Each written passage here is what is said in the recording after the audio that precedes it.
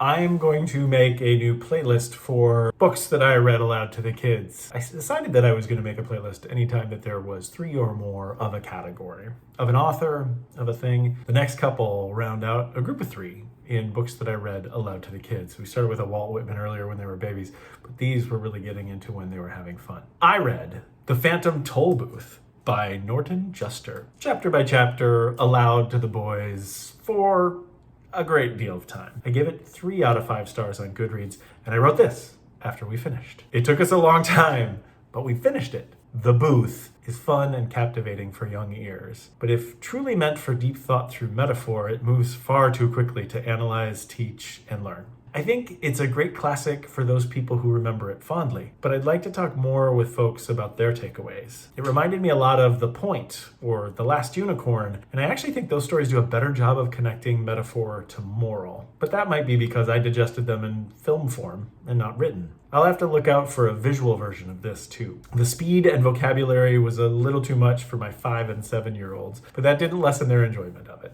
Because of the long time start to finish, I was unable to carry the through lines for myself as well. So my takeaways reside in a couple of favorite lines from near the end of the book. What you can do is often simply a matter of what you will do. And so many things are possible, just as long as you don't know they are impossible. I love both of those quotes quite a bit. On to the next chapter book. And again, talking about the way we read and trying to get the boys interested in reading. I called it The Booth because that's how we always talked about it. You want to do a chapter of The Booth? You want to do a chapter before we go to bed? When I connect it to The Point and The Last Unicorn, both of these are like psychedelic cartoon TV shows, not series form, but extended TV shows or movies from the late 70s, early 80s. They all sort of jump into this fantasy, surreal expression of what reality is to the characters as they move through the story. I think there's a cartoon version of this out there as well. The Phantom Tollbooth was really fun and really creative.